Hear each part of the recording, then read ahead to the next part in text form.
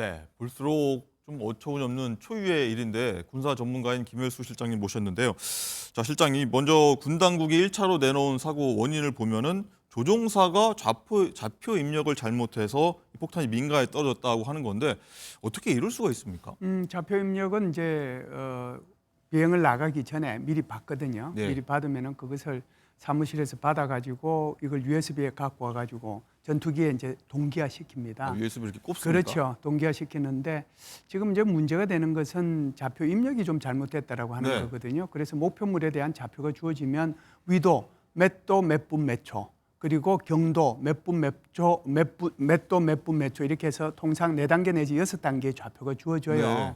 그러면 지금 이제 포천 지역이니까 대충 뭐 37.8도 몇 분 뭐 이런 식으로 이제 나오거든요. 구체적으로 찍히는군요. 그게 이제 1분, 분 자체가 1분만 달라져도 네. 그게 거리가 한 6km 정도 차이가 나니까 그래서 아마 이 좌표 입력을 처음부터 잘못한 게 아닌가 숫자 이렇게 한두 보죠. 개가 틀릴 수 있다. 미세하게. 그렇죠. 숫자 하나가 이제 차이가 난 거죠. 그것이 경도상에서 차이가 날 수도 있고 네. 위도상에서 차이가 났을 수도 있는데 서울이 대충 뭐 27.7도 경도 127도 7분 정도 되니까 네. 아마 그쪽 정도 되면은 뭐 128도 정도 되지 않을까요? 그래서 거기에 1분 정도 차이가 났는데 네. 그 차이 때문에 이렇게 오폭 사고가 났다 이렇게 그렇군요. 보죠. 어쨌든 민가 주변에서 훈련이 이루어졌고 또 하나 보면은 세 차례나 보도를 보면 세 차례나 네네. 고칠 기회가 있다. 좌표를 수정할 기회가 있는데 되지 않았다. 그리고 또 하나는 뒤따르던 두 번째 전투기 조종사도 똑같이 했다는 거예요. 네. 이건 왜 이런 일이 벌어졌습니까? 그래서 이제 지금 보면은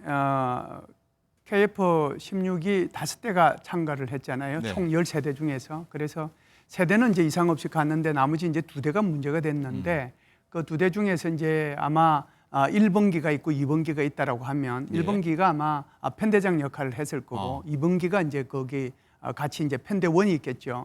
그러니까 편대장에서는 1번기에 들어가 있는 것을 자기가 그는 맞다라고 생각을 하고 여기에 목표 지점에 도달했다. 임무 수행. 그러니까 2번기에 따라오는 그 2번기도 자기는 이제 그 표적이 정확하게 입력이 돼 있었는데 그랬겠죠.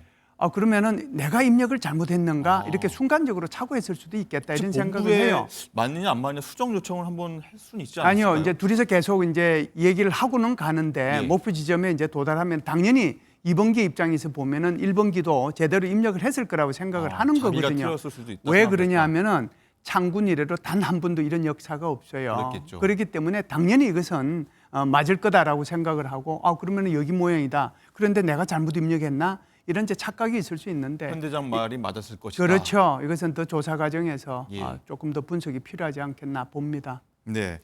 자, 어쨌든 이 피해가 굉장히 큰데 이 보면은 이 민가를 오폭한 폭탄 저 화면 보셨겠지만 굉장히 위력이 큽니다. MK-82라고 하는데 위력이 뭐 축구장 한 개 뭐 정도를 좀 피해를 끼칠 수 있다고 하는데 이게 실제로 어느 정도가 됩니까? 예, NK-82라고 하는 게요. 기본적으로 보면은 500파운드거든요. 500파운드면은 킬로그램으로 따지면은 대충 뭐 한 227kg 정도 될 겁니다. 예. 지금 저 표에 영상에 나가는 것처럼 네. 길이도 이제 한 2m 정도 되는 굉장히 크군요. 거니까요. 통상 보면은 KF-16에는 저게 각각 세 발씩 해서 6발을 달고 가요. 예. 그런데 이번에는 훈련 목적상 각각 2발씩만 달았죠. 그러니까 1번 전투기에서도 2발 해서 4발을 달았던 거고 네. 2번 전투기에서도 2발, 4발을 달았는데 NK-82가 이렇게 직접 타격을 미칠 수 있는 타격 반경은 한 30m 정도 되고요. 네. 강력한 피해를 입힐 수 있는 것은 한 100m 정도 되고 그리고 이제 파편이 튀지 않겠어요. 파편이 튀면 한 300m 정도 되는데 그래서 이제 이게 축구장 넓이만큼 피해를 준다라고 이제 얘기를 하는데 한 발 가지고는 뭐 위력이 그 정도까지는 안 날 거고 네. 이번 같은 경우는 8발이 거의 동지점에 거의 비슷한 지점에 다 정확도는 떨어졌기 굉장히 때문에 높습니다. 예, 그래서 아마 좀 많은 피해가 나지 않았는가 이렇게 봅니다. 그리고 또 하나가 좀 궁금한 점은 일단은 뭐 좌표를 입력하더라도 육안으로 볼 수도 있지 않을까. 네네. 저 지점은 잘못된 지점이야라고 네. 수정할 수 있지 않을까. 의문 푸는 분도 계시거든요. 그건 네. 안 됐을까요? 수정의 기회는 이제 좀 전에 우리 앵커님 말씀하신 것처럼 3번의 기회는 있었죠. 네. 왜 그러냐면 가지고 와가지고 USB에서 전투기에 넣었을 때 이게 이제 동조화하거든요. 동조화했을 때 내가 받은 최초의 좌표하고 맞는지 안 맞는지를 확인해 볼 수 있고요. 그리고 임무 수행을 위해서 비행을 하잖아요. 비행을 하는 과정에서 내 좌표를 다시 한 번 더 확인해 볼 수 있단 말이죠. 네. 그리고 이제 마지막 순간에는 목표물을 보면서 이걸 저 목표물이 맞는가 이렇게 네. 볼 수 있는데 우리가 이제 전투기의 그 속도하고 우리가 일반적으로 타고 다니는 자동차의 속도하고 이걸 조금 이해하실 필요는 굉장히 있다라고 다르겠죠. 봅니다. 차이가 많이 나겠죠. 그래서 자동차로 가지고는 뭐 옆에 것도 보고 하지만 네. 전투기 같은 경우는 속도는 마하잖아요. 음속으로 그러면은 간다. 엄청 1초에 340m를 날아가는 거니까 물론 이제 목표 지점에 오면은 속도는 좀 줄여요. 예. 줄이고 이제 목표도 확인하고 그러는데 그런 과정 속에서 목표를 좀 제대로 봤어야 되는데 자신을 믿었던 거죠. 여기에 좌표 입력된 게 정확하다라고 믿었기 때문에 아마 이런 실수를 하지 않았는가 이렇게 봅니다. 그렇군요. 그리고 또 문제로 지적되는 점 중에 하나가 하마터면 이게 군사분계선으로부터 한 30km 정도밖에 포천 지역이 차이가 나지 않기 때문에 혹시 만약에 북한으로 넘어갔다 하면 굉장히 남북 간 충돌로 벌어질 수 있었다. 이런 우려도 제기하고 있어요. 네, 제가 이제 성전 훈련장에도 두세 번 가봤거든요. 아, 그렇습니까? 뭐 미국의 훈련장에도 몇 번을 이제 가보긴 했는데 기본적으로 이제 한국의 훈련장하고 미국의 훈련장하고 굉장히 큰 차이가 있죠. 미국 훈련장 같은 경우에는 우리 서울 시내만한 그런 크기의 그런 훈련장도 있으니까 거기에 이제 크군요. 민간인 피해가 나거나 뭐 무슨 일이 있을 수 있는 건 아니거든요.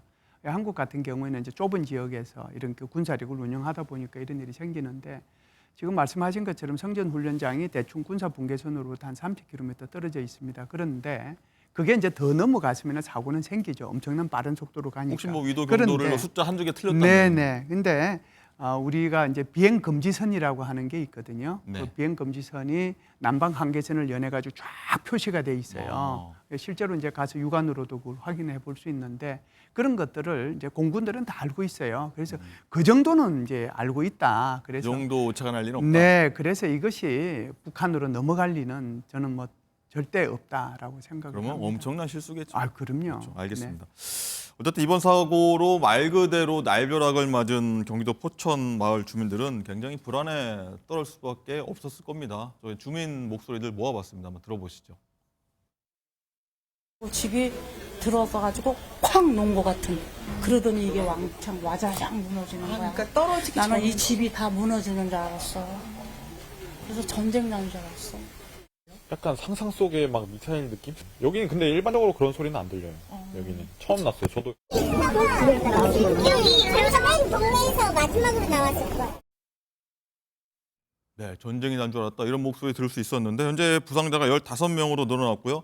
건물도 굉장히 많이 부서졌습니다. 일단은 실장님, 일단은 지자체와 관계당국이 굉장히 많이 좀 분주하게 좀 사고 대책 마련 분주하고 있는 상황인데 공군이 일단 뒤늦게 입장을 냈는데 보니까 피해 발생으로 송구하게 생각한다면서 이제 피해 배상 관련해서 필요한 조치하겠다고 했는데 이게 사실 처음이라서 네. 피해 배상, 보상 이런 어떻게 이루어집니까? 예, 아무래도 이제 지금 공군총장이 한 얘기는 최대한의 인적, 물적 피해 그리고 정신적 피해까지 보상하도록 노력하겠다라고 네. 얘기를 했기 때문에 일단 이것이 이제 피해 조사는 끝나야 되는 거거든요. 피해 조사가 끝나야 거기에 따라서 이제 보상이 이루어지는 거니까 그 보상 체계에 의해서 순서대로 이루어질 것으로 보고요. 대신 이제 지금 더 급하고 한 것은 이게 이제 자기 사는 집이 피해가 입어가지고 주무시지 못하는 분들이 있잖아요. 또 이제 식사도 못 하시는 분들이 있는데 그런 분들에 대한 배려가 있어야 되는데 그것은 아마 포천시장이 어제도 이렇게 얘기를 했지만 우선 그분들에 대해서 정부 자체에서 당장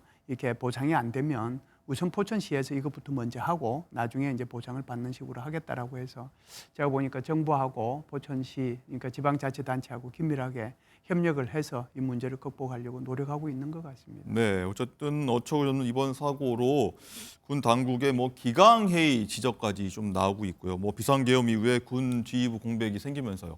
오늘 조금 전에는 정치권의 여야에서 이런 문제에 대해서 대책 마련을 촉구했습니다. 한번 들어보시죠.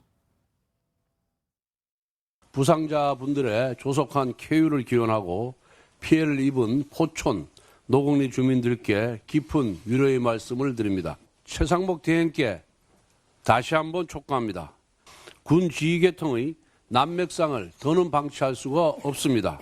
조속히 국방부 장관을 임명하길 바랍니다. 훈련 중에 폭탄이 민가에 떨어지는 사고로 국민들께서 다치셨다고 보도가 되고 있는데 민가에 떨어진 게 아니죠. 민가를 상대로 사격한 거죠. 좌표를 잘못 찍었다고 한다는데 원인을 명확하게 밝혀서 이런 사고가 다시는 재발하지 않도록 조치해야 되겠습니다. 네, 국방장관 부재로 인한 것일 수도 있으니 빨리 임명하라. 또 민가를 사격한 것이다. 뭐 이런 얘기까지 했는데 일단 실장님, 공군이 2시간 가까이 지나도록 사고 경위는 물론 뭐 사고 여부에 대해서 솔직히 초반에 제대로 명확한 입장을 내놓지 못했지 않습니까? 뭐 기강 회의 문제도 나오고요. 어떻게 이 전체적인 맥락을 좀 보십니까? 원인을? 아무래도 이제 이게 말씀하신 것처럼 이게 좌표 입력하는 것에도 문제가 있고 확인하는 것에도 문제가 있고 보고하는 것에도 문제가 있었고 또 관제사의 역할 여기에서도 좀 문제가 있었거든요. 네. 사실상 어제 이 훈련을 할 때는 합참의장도 그 자리에 있었고 한미연합사령관도 있었는데 이것이 사고가 난 뒤에 한 30분 있다가 보고가 됐고 그리고 이제 공군이 전반적으로 브리핑을 한 것은 사고가 나서 한 100분 있다가 보고가 됐단 말이죠. 이게 브리핑이 됐단 말이죠. 그래서 이런 것들에 대한 이제 그 원인이 뭔지 여기에 대한 분석도 필요하고요. 대신에 이제 한 100분 정도 있다가 저렇게 공군에서 발표를 한 것은 정확성과 신속성의 차이라고 저는 생각을 해요. 그러니까 신속하게 하려면은 정확성이 떨어지는 거고 예. 정확하게 하려면은 시간이 좀 소요되는 건데 그렇다고 하더라도 조금 시간은 지체되었다. 그런 비판은 피할 길이 없으리라고 생각을 합니다. 알겠습니다. 기강 문제든 뭐든 재발 방지에 좀 총력을 기울여야겠고요.